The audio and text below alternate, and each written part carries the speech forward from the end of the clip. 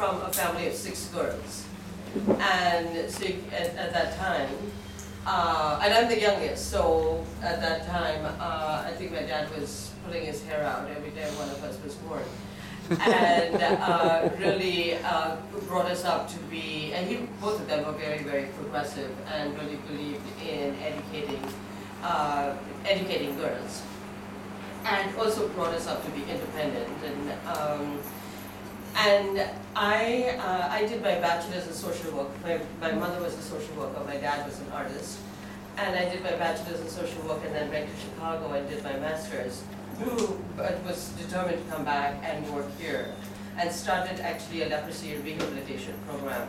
My mother was running a leprosy treatment center and sponsored by the German Leprosy Relief Association. And they asked me to start a leprosy program for Mumbai, which I did for a couple of years, but very soon, while working both with Mom as well as in my work, realized that I was really, really privileged to be able to make decisions for myself to like what I wanted to do, how I wanted to spend the money I was earning, and realized that the women were not able to do that. And really one story that I remember very clearly was that, so we live, I'm not sure how you came, but we live in the west, which is not very far away, walking distance. And one of the women that I knew very well came to our house at about 10 o'clock at night and gave me a stove and said, can you keep it with you because my husband is drunk and he's going to sell it.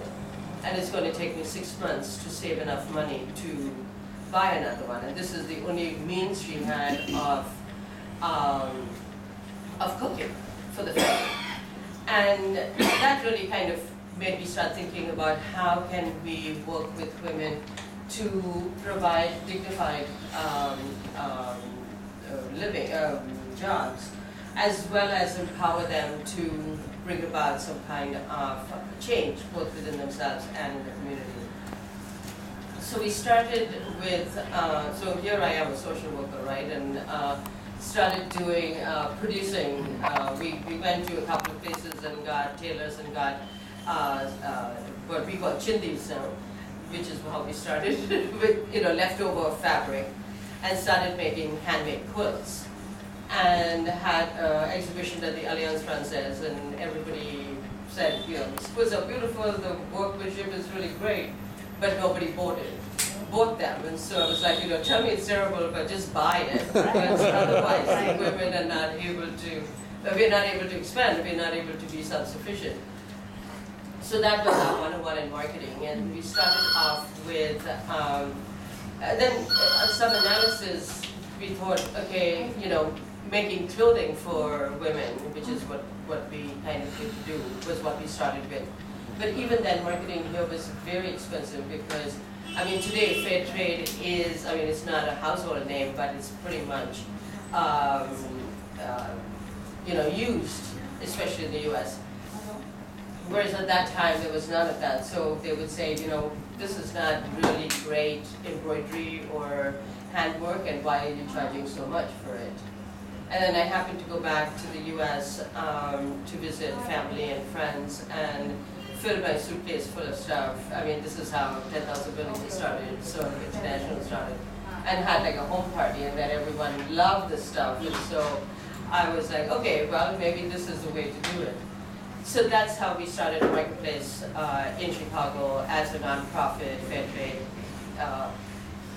marketing organization. The work here grew a lot, and we started off with the economic part of it. So believing that once you're involved in running your business or making decisions, that's how your self-esteem comes up too, and you're discussing and you're, and so we started more with that, and then I decided, okay, I was a social worker, maybe we should have some nutrition programs. So we started talking about it, and the women looked at me and they literally laughed at my face because they said, I didn't even cook at the time, and they were the ones who were doing all the cooking. And they said they wanted to learn two things. one was they wanted to learn to sign their names. They didn't want to learn the alphabet, to read or write or anything. They wanted to sign their names because their children came home from school with a report card and they would have to put a thumb impression, which was very demeaning. And they wanted to learn to read the letters because the bus system here is really pretty good, but they couldn't tell what the name of the number of the bus was. And then they'd have to ask somebody and that person would say, you know, can't you read it? So, you know, and not in a million years would I have thought of those two things that they would want and that was affecting their lives. And that kind of guided us that even though at the time I had lived all my life, most of my life in India, and I didn't come from a very rich family, so it wasn't like, you know, I was, you know, daughter of daughters or Mahindra or whatever. But I still would not be able to understand the struggles that the women had on a day-to-day basis. So right from the beginning, it was, okay, finding out what their problems were and then helping them to come up with solutions or programs or, you know, whatever it is to solve those programs, to solve those problems. And then in about 92, you know, so we were growing and marketing was expanding there. Again, it was still mostly house parties, but also we started a catalog in 1990. That was our first catalog, and actually this spring is going to be our 50th catalog. So we've gone through the ups and downs of the economy in the US and still in business.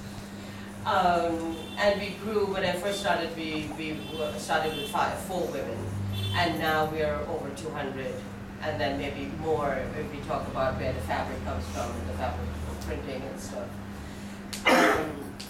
So the catalog now, just talking about the marketing part of it, we did do a lot of wholesale, so selling to stores, but then we decided the economy in the early, 2000, 2002, things were getting much more specialized, and we realized that we had to concentrate either on doing wholesale or on doing the catalog, and we decided to concentrate more on the catalog. And that is what we've done. We distribute about, we do two lines, one in the spring, one in the fall, and we distribute about almost 400,000 catalogs each season. We have a completely different line every season. We have, and Pala will tell you about the design process. But here, really the mission is developing leadership for social change. So it's not, so the economic part of it is a means to an end. It is, okay, if I cannot put food on the table, I cannot say I'm going to make decisions for my children. So that is a means to an end, but then there are a lot of different methods and programs wherein we developing leadership, not only to impact the family, but also to impact the community. And I wish you guys were here 2 days ago. Twice a year we have what's called Artisan Day, and each group puts up a skit. And, I mean, I could never have done what some of them, the acting that some of them were doing. It was just absolutely amazing. So, and I could see in the beginning when we started, the women would hardly look me in the eye when talking to me. And now they will tell us what to do, right? I don't like this black. Why are you using black so much? I think we should use red. So there's a lot of development in that way that has happened. So how do we want to start? With design and the social programs, and then we can go through the leaders of the groups are here, and then after lunch then we'll do actually visiting the groups. Right.